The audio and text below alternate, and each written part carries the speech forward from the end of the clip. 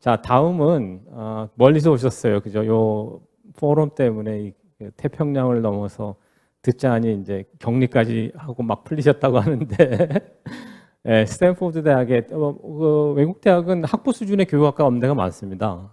스탠포드 대학의 교육학 대학원에서 특히 이제 부학장을 하고 계시고요. 교육공학을 하셨는데 유현준 교수님이 만약에 하드웨어, 공간 얘기를 많이 주셨다면 물론 다른 관계 얘기도 많이 주셨지만 좀 소프트웨어적인 얘기, 교육 얘기, 관계 얘기를 주실 것 같습니다.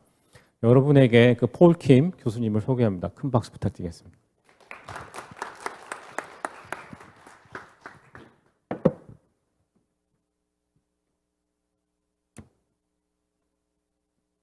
반갑습니다. 네, 소개해 주신 대로 폴킴이라고 합니다. 유 교수님 강의 너무 좋아서 상당히 인스피레이셔널한 그런 아이디어들을 많이 제가 얻었습니다. 제가 오늘 강의를 영어로 준비를 해서 부득이하게 제가 영어로 강의를 하겠는데 좀 양해해 주시기 바랍니다. So I've been working at Stanford University for the last 20 years, and then I'm going to talk a little bit about what I'm working on and also share some stories relevant to the topic of today. So at Stanford, we have, at the Graduate School of Education, we have Entrepreneur in Residence program. It's a quite unique program in my view, and not too many Graduate School of Education have this type of program. So basically, the acronym for this is EIR. Entrepreneur in Residence program is basically inviting the industry experts and practitioners to come in and reside with our faculty and students on campus to help our faculty and students kind of instill the spirit of entrepreneurship. Obviously, the university itself is a great place for research and development, but at the same time, I feel that we need to have a better connection between the universities and the real world. So that's why we launched this program, and we have investors or corporate CEOs and global leaders to come and spend time with us at the university. And they are leading the EIR program at the Graduate School of Education at Stanford. Other things that I'm working on, obviously, a lot of people are interested in artificial intelligence. And I think that the interest of AI is just increasing by day. And obviously, I am also interested in the implication of AI in education. And so periodically, we share our insights about the artificial intelligence and how AI might help the process and different models in education, and how AI could augment the intelligence that we may need in the education space. So we do deal with AI heavily at the Graduate School of Education as well. And we have actual projects that we have with AI. So for example, natural language processing is one of important key elements of the AI research and development. And we do have projects that leverage NLP. And I'm particularly interested in developing AI chatbot that can engage in sort of a natural conversation with students. Some people say that AI may replace teachers or AI will dominate the education space and so forth. I don't think so. AI certainly has its place in the education community, but there's an important role for teachers and parents and guardians to help students achieve their fullest potential. So those are the kinds of things that I'm interested in, and then that's just to give you a little bit of a background about myself and my work. And then I'm going to talk more about the online education and status during this pandemic and so forth. But I'd like to announce something a little bit interesting to you.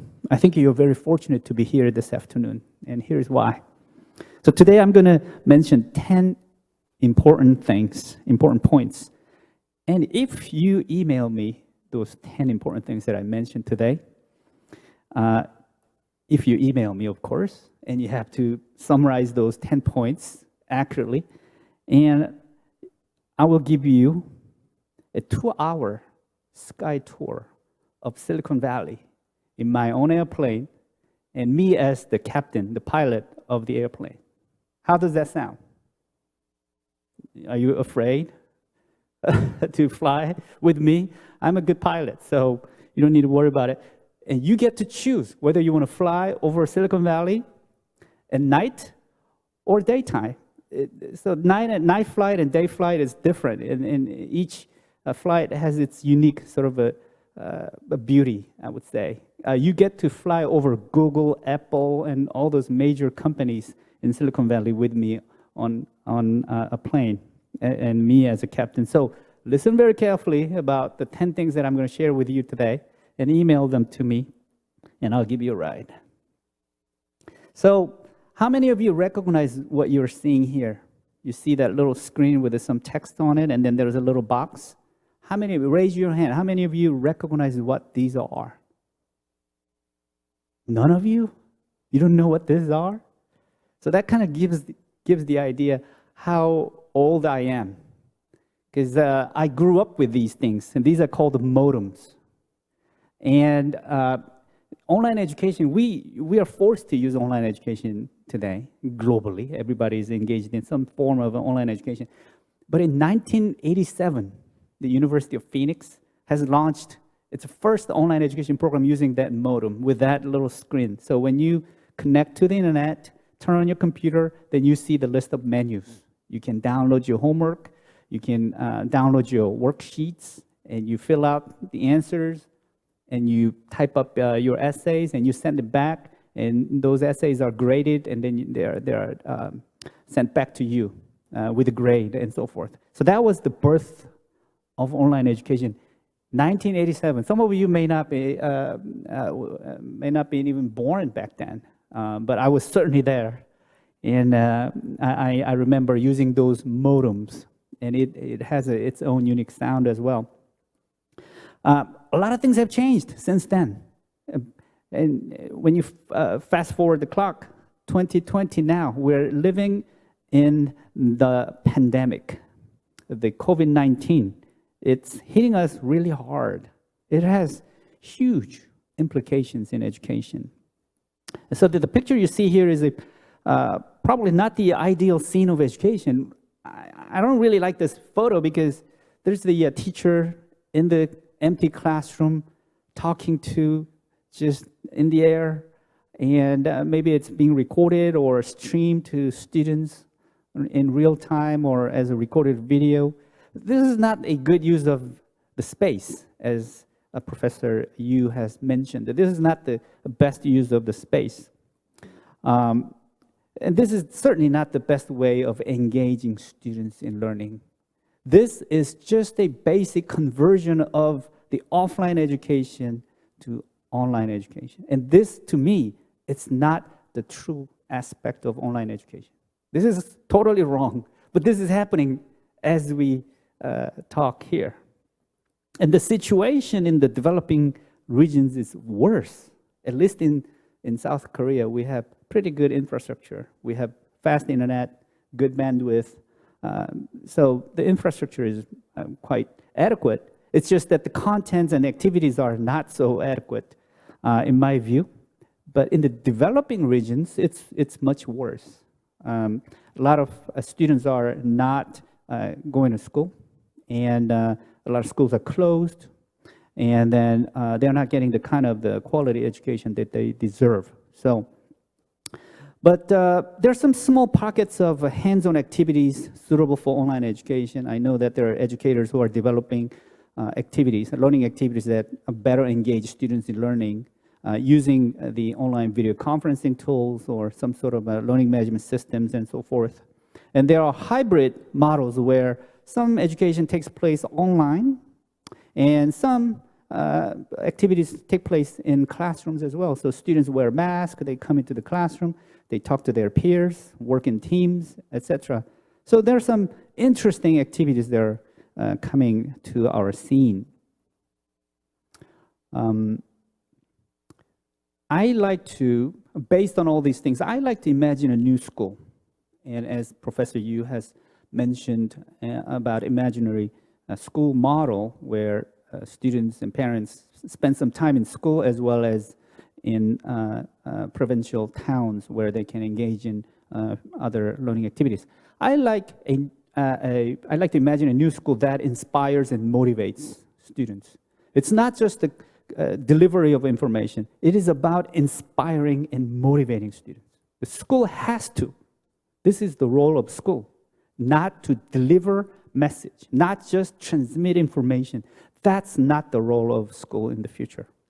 Also, I believe that we need to have the schools give students exposure to global challenges. We want students to grow with the awareness of global challenges, and we want them to understand those challenges as they grow.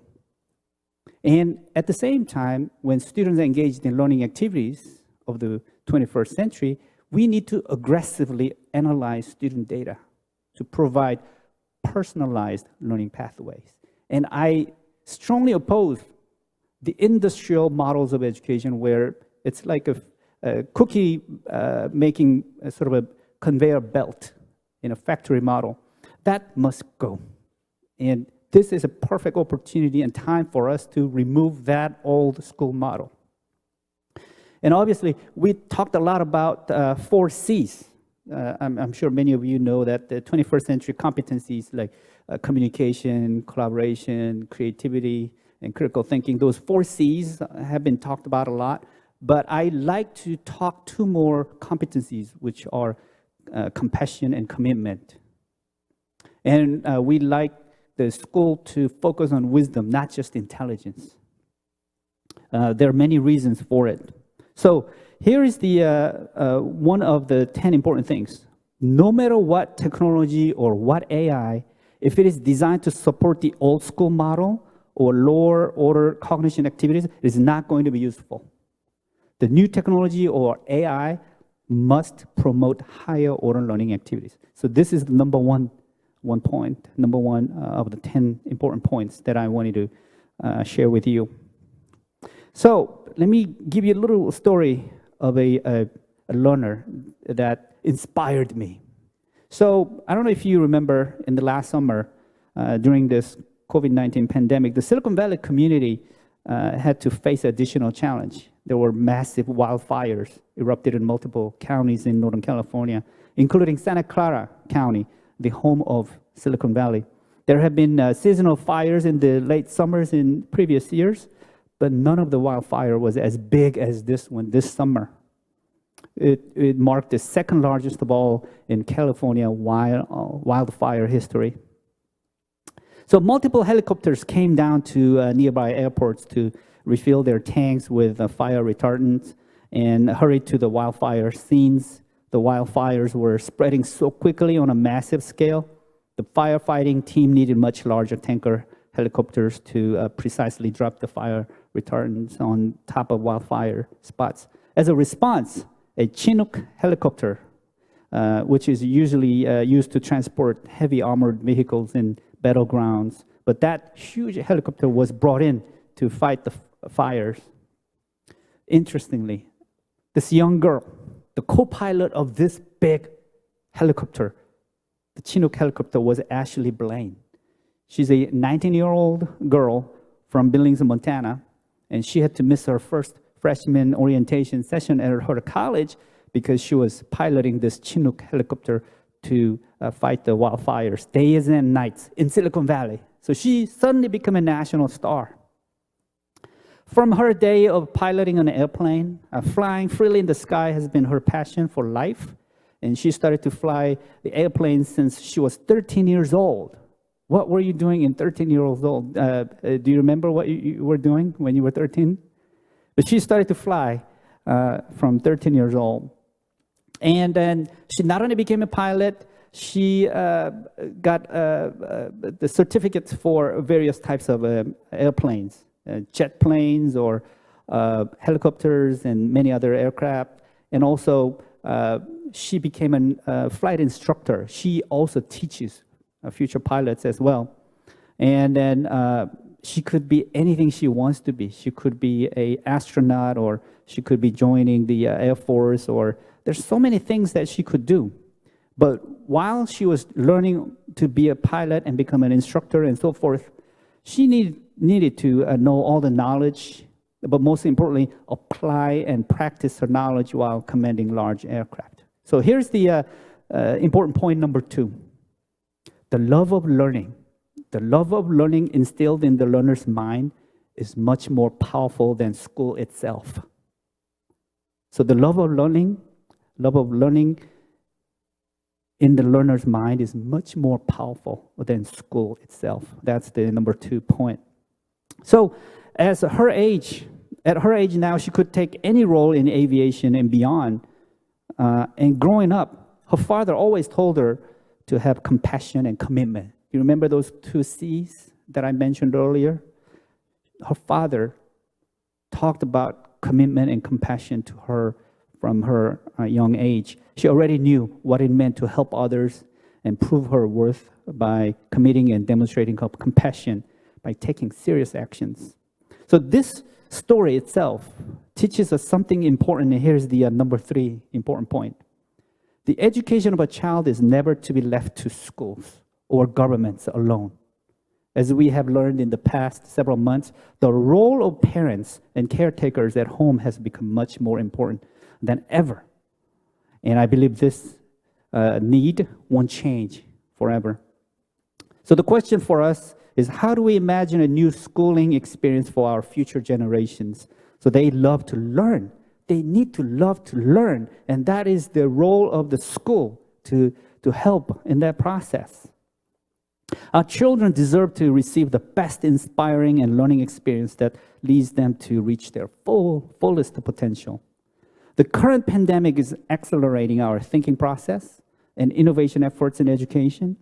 We know that we are not going to the old normal. We're not going to the old normal. And we are here to imagine and design a new learning experience for the new normal. So here's the important point number 4. We must remind ourselves that in our new imagination, whatever we come up with may not be called school. It may not be even called school.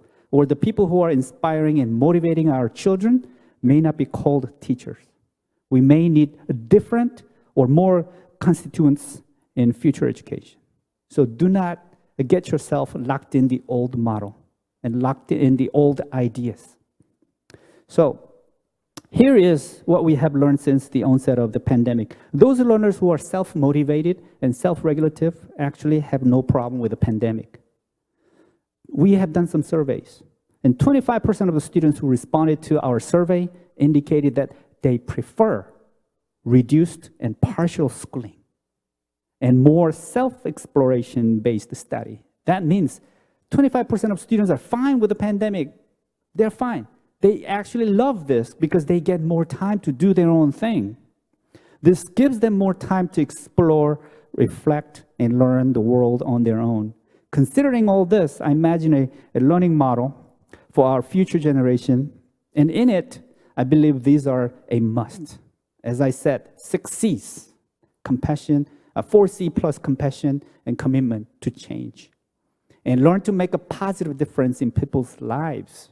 Because we know in many cases in the past where smart and intelligent people could be dangerous if they do not have the compassion, if they do not think of others, if they are so self-centered, those people could be harmful for our society. That's why I focus a lot on 6 C's. And we need to introduce inspiring role models, and we need to talk more about coaching, not teaching. And the intrinsic motivation obviously leads to creative problem solving. And their lifelong learning has to be purpose-driven. And that gives them the motivation and enjoy their learning journey.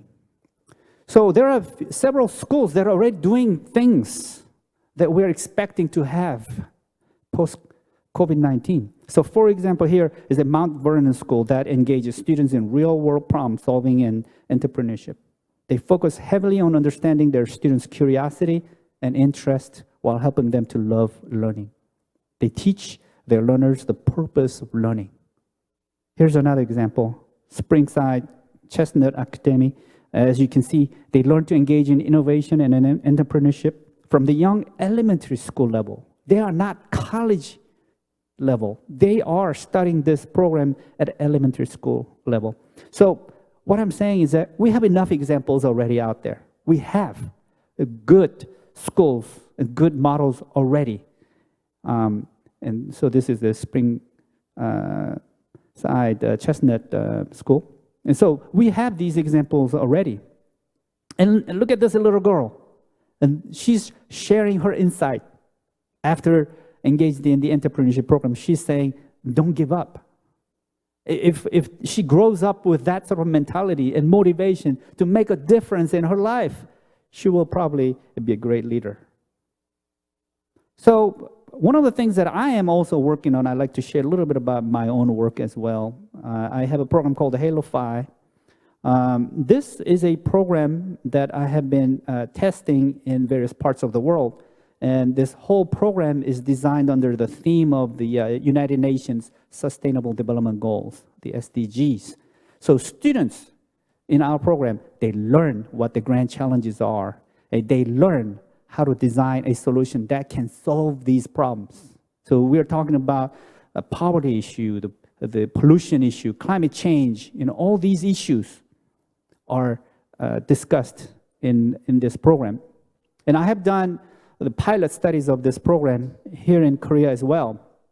So this is just a few examples of the program. And we have a topic called COVID-19. In that program, students learn about pandemic, the diseases, and then they design a solution. And they distinguish between sensors and machine learning, because oftentimes we think like, oh, that's just AI, but oftentimes it may not be. So students need to distinguish what is AI and how do we design a solution that can solve these grand problems. And then, as you can see here, they are tasked to determine what is important when you're selecting data set to make your solution, what is important. And they have to think about how to make a good data set. Because in the AI world, if the data is no good, the AI is no good. It's simple as that. You got to have a good, accurate data set in order to make a good AI solution. So elementary school students are learning not only the grand challenges, but designing the solutions and utilizing a machine learning models like this. And the AI is obviously used in many different places. Admissions, personalized learning pathways, student work evaluation, essay evaluation, questions and presentations. There's so many areas where AI will be a powerful tool. And here's the important point number 6. The AI-driven revolution in education is becoming obvious. We know that. We know that all aspects of education will be eventually affected by some form of AI solutions.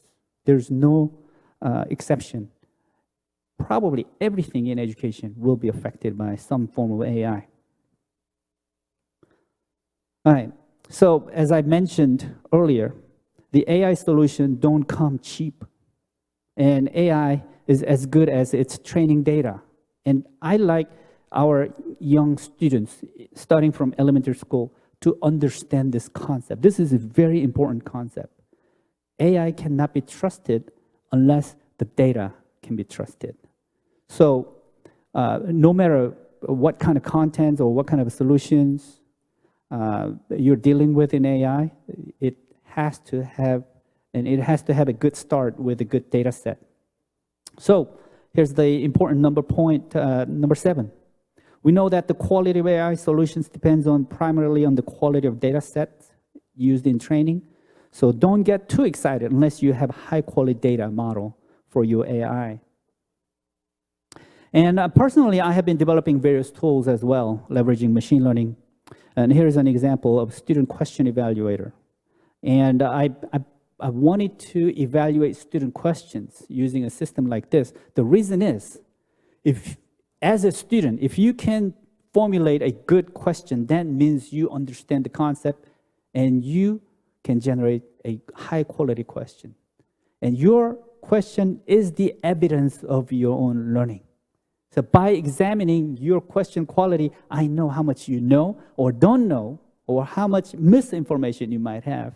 So this is exactly that. And basically, you type in your question, and then it evaluates the quality of the question. If it is a simple recall type question, it gives you level 1.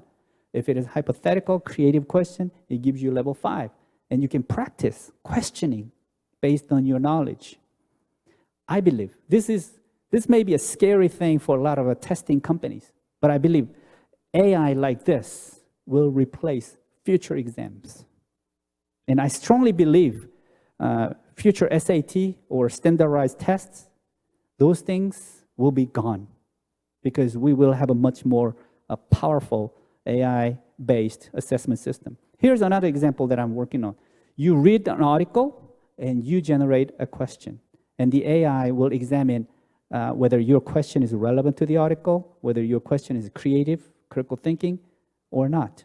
And this may be the future admission process, where you are not just answering multiple choice questions, but you're reading articles and you generate your own powerful creative questions. And based on the quality of the questions, we know whether you know something or not, or whether you are worthy of entering our college or not. This is another example. If you cannot come up with a good question, then you can get some help from the AI. You can type in the keywords that you're interested in. The AI will work as your assistant. It can help you generate high-quality questions. Probably, this is a kind of a tool that will help you develop your critical thinking skills. So, as I said earlier, AI is working as your own personal assistant. And then this is another example of the use of AI. If you give certain articles or text to the AI, then it generates questions by itself, and it's using NLP. So where am I going with all these different kind of solutions leveraging AI? Eventually, I like to develop an AI-based coach, where students will be having a conversation, like a natural conversation with the AI coach, and you'll be able to ask all kinds of questions. You'll be guided by the coach. I'm talking about the knowledge that you need from certain domains. But I'm not saying that the virtual AI coach will replace teachers. I do not believe so, because the teachers have their own place in the future of education, because AIs are not good at giving you the wisdom that our new the learners need.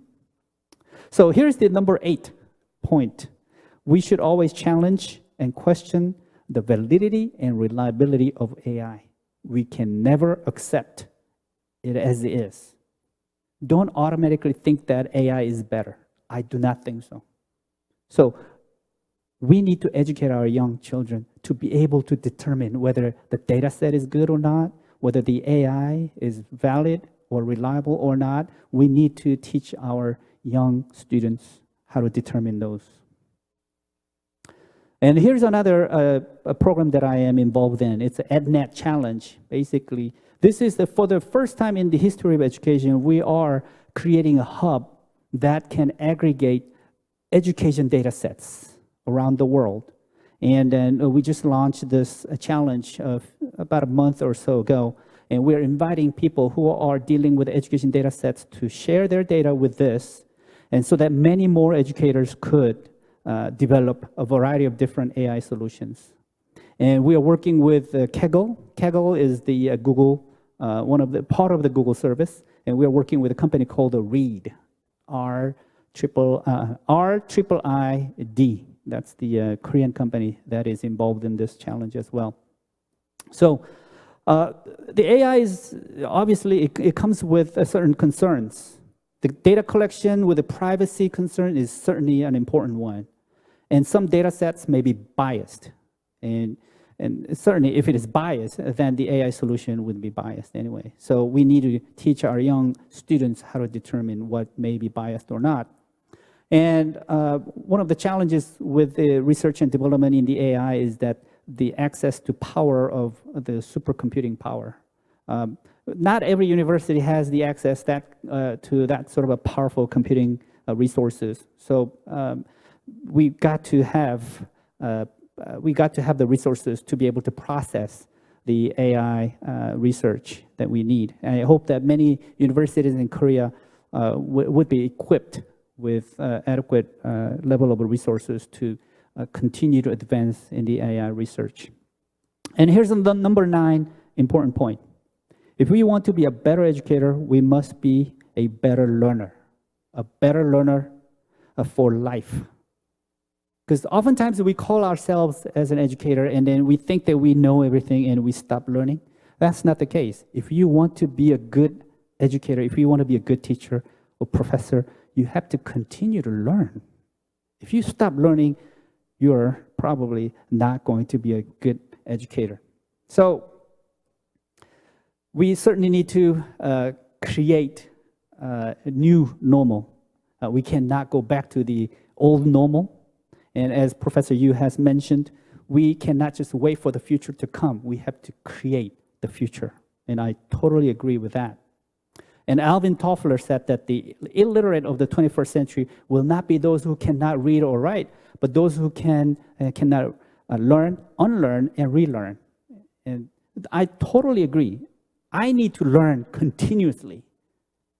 And so people ask me, what do you do to renew your knowledge? How do you become a learner who loves to learn for life? And I decided to become a pilot.